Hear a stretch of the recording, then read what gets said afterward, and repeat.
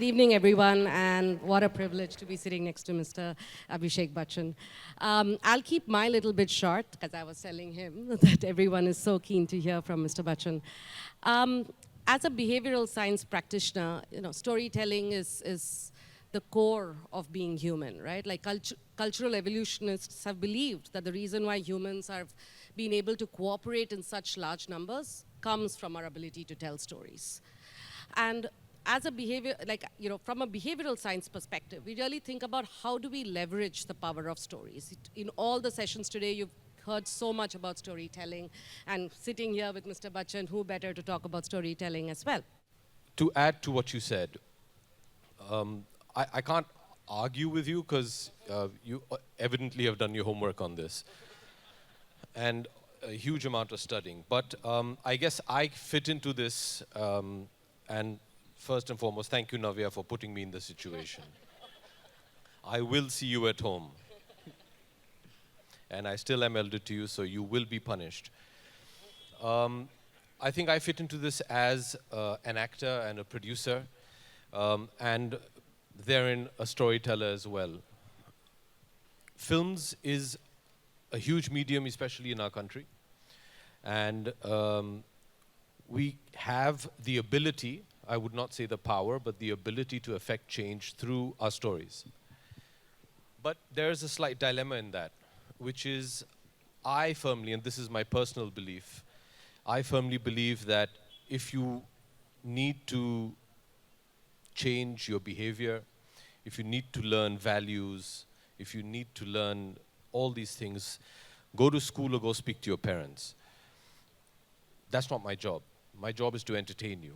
And if through entertainment I can maybe leave behind a semblance of a responsible message, then fantastic. But I'm glad you said what you said, that at the end of the day, it has to resonate with the person listening to it. If I'm going to get preachy about it, it's not really going to go down too well. I think there's a very fine balance over there. I think as creative people, we have a certain amount of responsibility, and this is not for everybody, but whoever chooses, to try and effect some sort of change through our work. But the other issue is I work in a commercial art. And I say a commercial art because the minute an audience member buys and purchases a ticket for themselves or their family, I owe them their money's worth. And that's a very fine balance to try and strike. But there have been several films.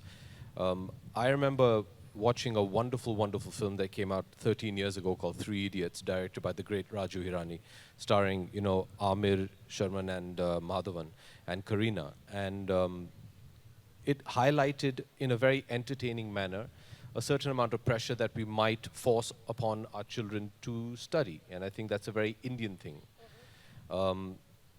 And it brought in a very entertaining manner maybe a change in people watching it. For example, me, I wasn't a parent at that point of time, but I remember thinking, hey, is this what parents actually do? And let me be conscious not to do that.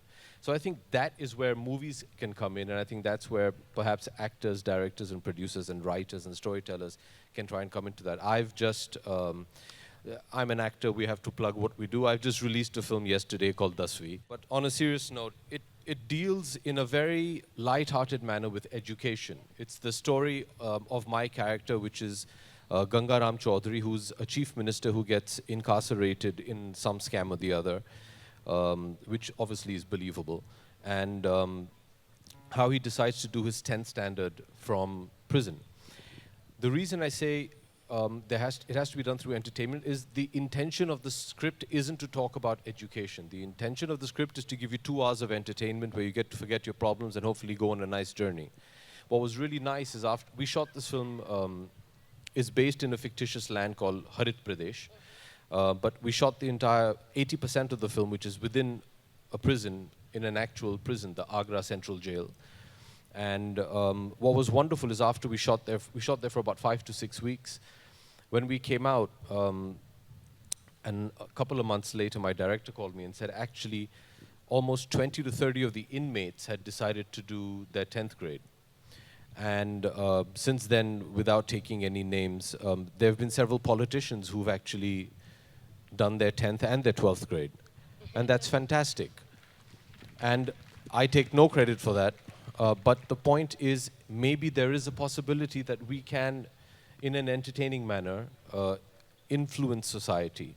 And although my prime job is to entertain you and not to make you a better person, if I can do that, I'd love to, because I genuinely feel that no matter what we try to do on earth, I'm an actor, I'm from a family of actors. It's my family business to make films and to act in films. There's several other entrepreneurs over here that do wonderful work.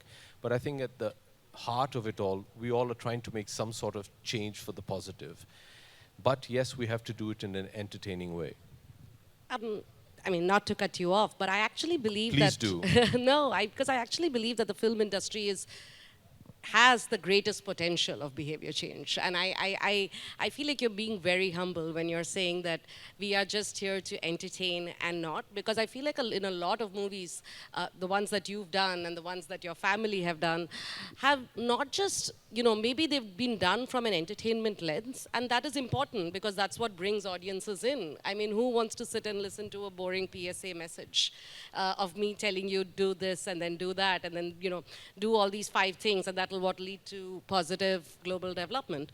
But you bring audiences in, and when you bring audiences in and you're able to engage them in ways where you show them, where you're not showing them certain kind of biases that we all are very used to. Like you're showing them that, there is a certain way people can coexist, there's a certain way women can be represented.